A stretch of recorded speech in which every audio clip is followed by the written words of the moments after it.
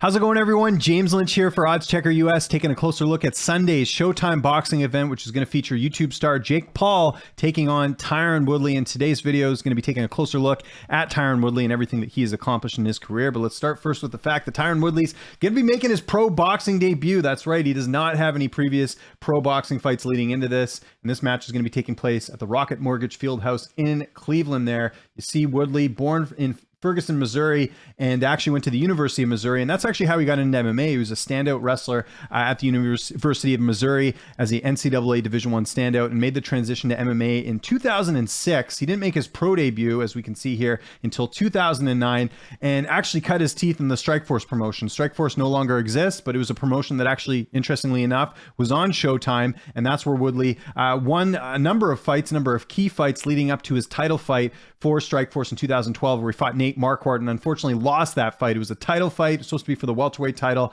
And then once the UFC absorbed Strikeforce, a lot of the fighters made their way over. And as you remember, or may have not remembered, Woodley ended up making his UFC debut in 2013 in an impressive fashion, getting a 36-second knockout here as well. So Woodley had developed his stand-up, over the years. We see a few stoppage wins here by knockout, but a lot of submissions as well, and a lot of decisions. Woodley was actually not known as much of a finisher early in his UFC career, but that changed. He got a couple TKO victories, as you can see here, over Josh Koscheck, a former title challenger, Carlos Condit, a former UFC interim champion, and obviously Dong Young Kim as well.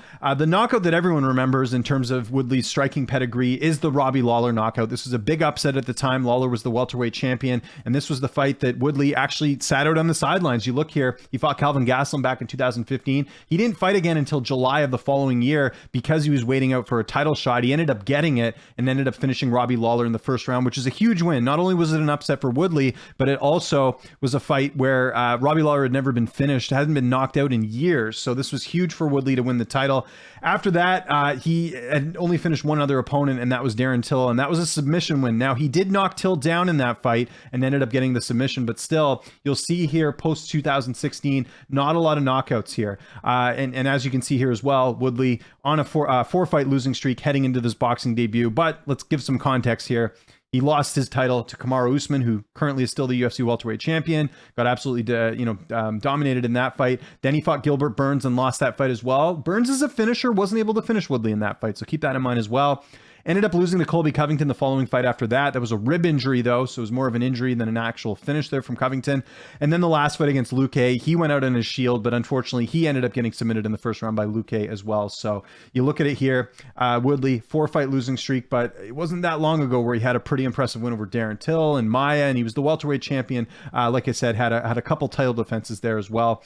In terms of the tail of the tape, Woodley, 39 years old, so that's going to be a big difference compared to Jake Paul, who's a lot younger. He's 5'9" with a 74-inch reach, so he will be a little bit smaller than Jake Paul. The other thing to make note of is the fact that Woodley primarily is fought at welterweight. He could fight at middleweight. He is a guy that does have to cut a decent amount of weight, middleweight being 185. This fight's going to be a little bit heavier, so that's one thing to keep in mind in this fight, is that Paul undoubtedly will be the bigger fighter in this fight as well. But you look at here, a lot of MMA experience.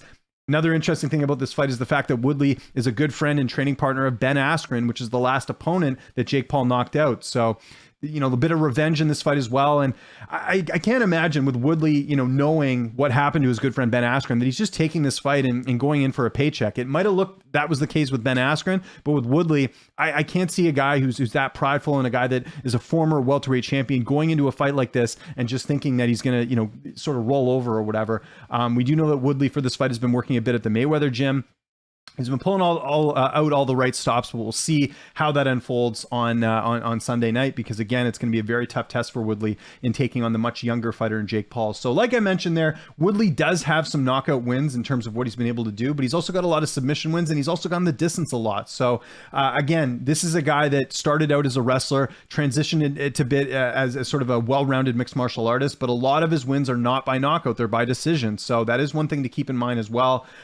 He's had some knockdowns, like I mentioned, the Darren Till fight, the Stephen Wonderboy Thompson fight. He actually knocked down Thompson in their first fight. That's why it ended up being a draw in their very first fight. So Woodley definitely has the ability to knock people out, but will that translate to the boxing ring? That's going to be the big question on Sunday.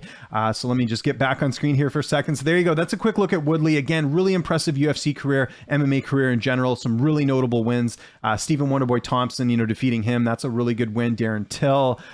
He's just run into a bit of a losing streak here lately, but those fighters that he fought against are definitely better than anyone that Jake Paul's fought as well. But again, we're talking boxing, not MMA here. So make sure you stay tuned for my official pick for the for this main event for the Showtime boxing card as well between Woodley and Jake Paul. But hopefully this gives you a good idea of what Tyron Woodley brings to the table here. Again, he's got knockout power.